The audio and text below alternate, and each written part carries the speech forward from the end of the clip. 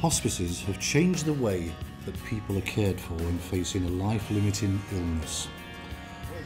Ashgate Hospice provides a wide range of services for local people.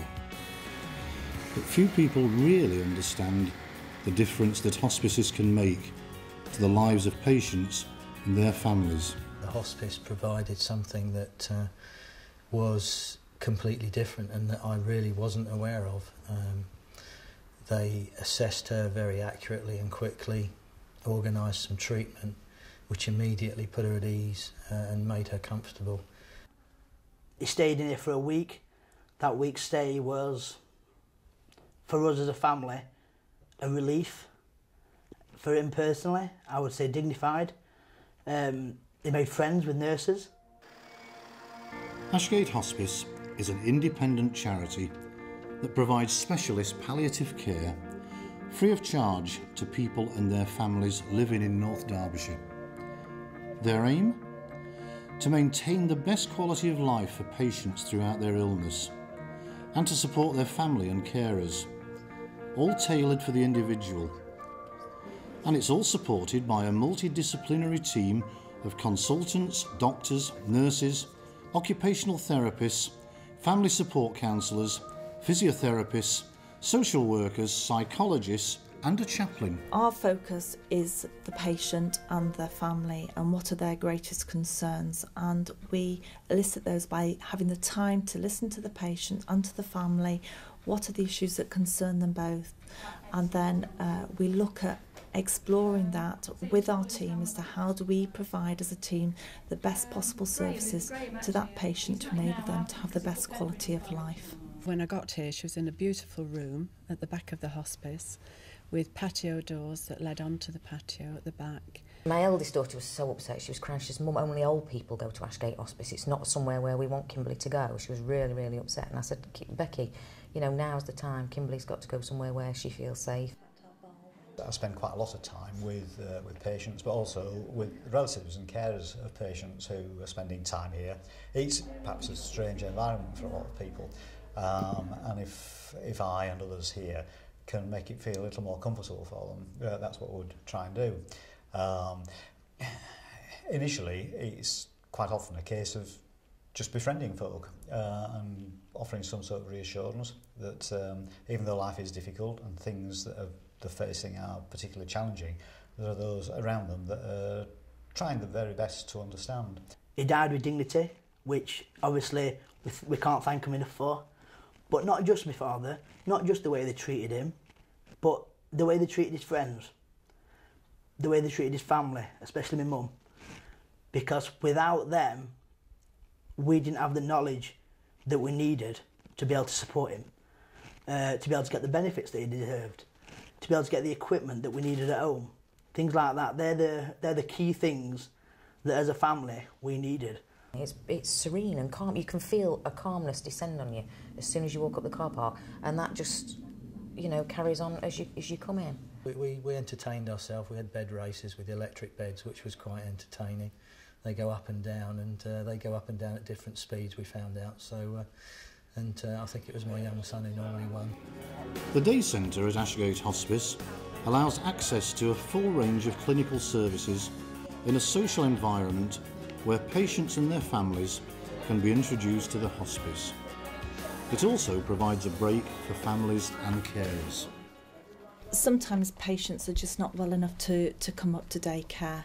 The patient's relatives or carers need to have a break. They need to be able to get out and to do their own thing, just to enable them to carry on caring. So sometime our hospice at home team will go out and see patients at home and provide a sort of a window of time, maybe 2 or 4 hours, to enable the carer to go out and about and do whatever's needed. They came to the house, spoke to my father and my mum, explained what services were available. Obviously there's the where they come to your house with the nurses, make you comfortable there, helping my mum mainly, so she didn't have to care for my dad. So she could have 10 minutes to have a cup of tea, which when you're a 24-hour carer, it's quite difficult to find that 10 minutes just to sit down. Kimberly wanted to go home, and I went and talked to everybody, and you know, it was going to be very difficult. Kimberly had for a special wheelchair. Within hours, again, it was sorted. We'd got a driver, we'd got a van. Sue Crabtree, who's one of the main ladies here, came with us, and we all went home. And Kimberly was only at home for about 15 minutes, but that meant the world. That was so special. Sometimes it's our specialist clinical nurses that go out and see patients at home and help advise on symptom control. Again, particularly if people are not well enough to come up to outpatients or come to the day unit, or if they don't need to come to the inpatient unit, that can be a very effective way of trying to enable people to stay within their own home environment. Then being able to give us an hospital bed for the house, which when your dad can't get upstairs, it's an amazing thing. You don't think you could have an hospital bed at home, but you can. And that made him more comfortable by the fact that he could stay at home where he wanted to be initially and be comfortable. And us as a family, knowing that he's comfortable makes a massive difference. Coming to Ashgate just made all the difference in the world. The support was amazing. We tried to support her at home, but because the cancer was so advanced, the first contact we actually had was with the lymphedema clinic. The whole place is just so dignified and respectful towards both yourself and especially your loved one. Your consultants, they come in, and it's every single day there's always somebody. If you've got a problem, you've not got to wait 2 days to talk to a doctor. There is somebody there. And if there isn't a doctor actually on the premises, they will phone one up and they will get you an answer to anything you want within minutes. Everything happens straight away. There's no waiting. It's just amazing. Brilliant. For me, it's a place I really didn't want to know about, but unfortunately, life's realities bring you to places such as a hospice. And you just think, I think, that to a degree it's a place you go to die.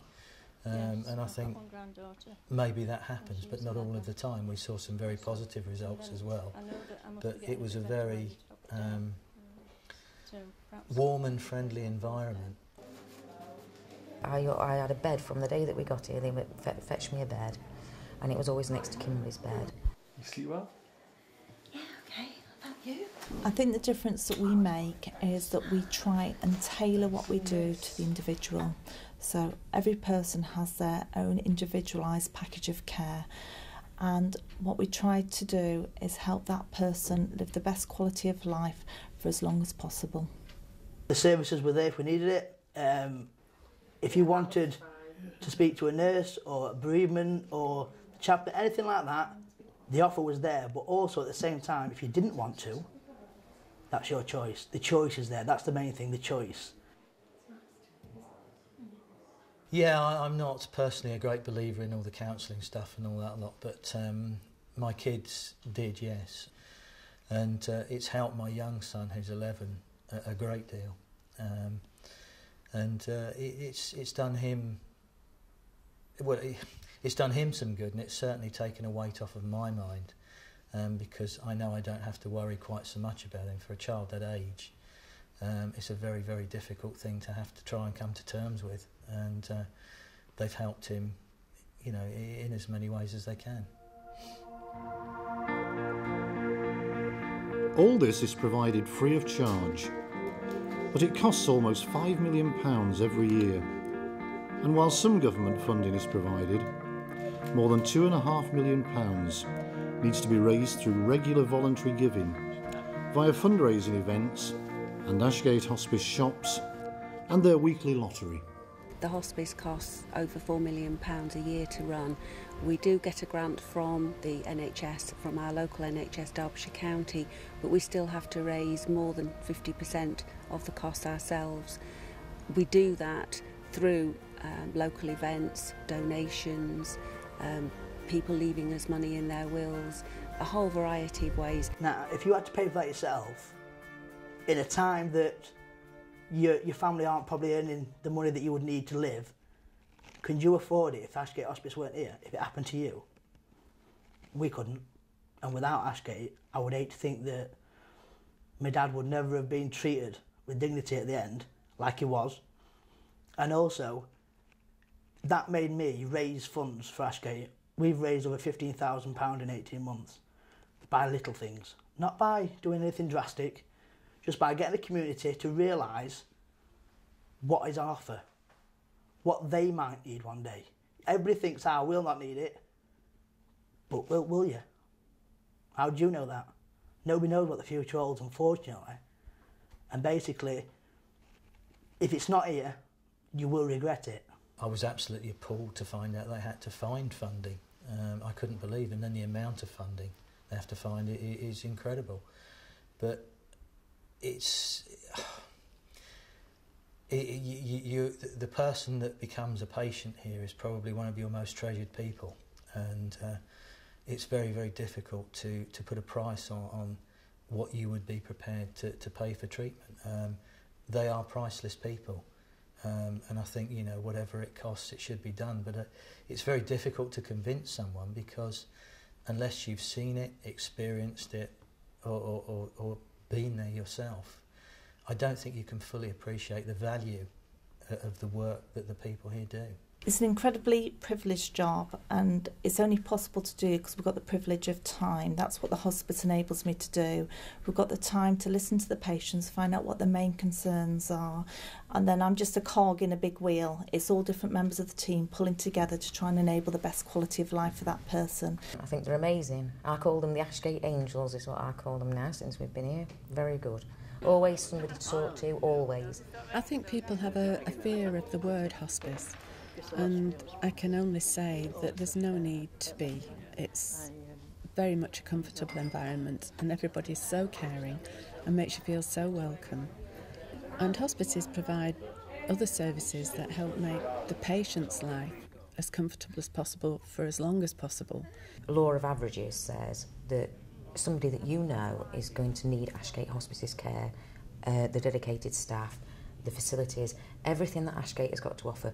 You are going to know somebody sooner rather than later, very, very sadly, I have to say, that's going to need the help here. Yes. Who's calling, please? I think it is really, really difficult to quantify the difference we make, but I think listening to our patients, we know we do make a difference, not just to them, but to their families and carers. So yes, I believe we are vital, and without the hospice, people would not get the care that they need and deserve. When she had died, Dr. Parnicott said to Diane, "You want to go and choose a flower for your mummy?" So he went out into the garden and chose a flower immediately and came back and put it in her hands and stroked her face. And it was very beautiful, but it's very sad. We actually started our married life hand in hand.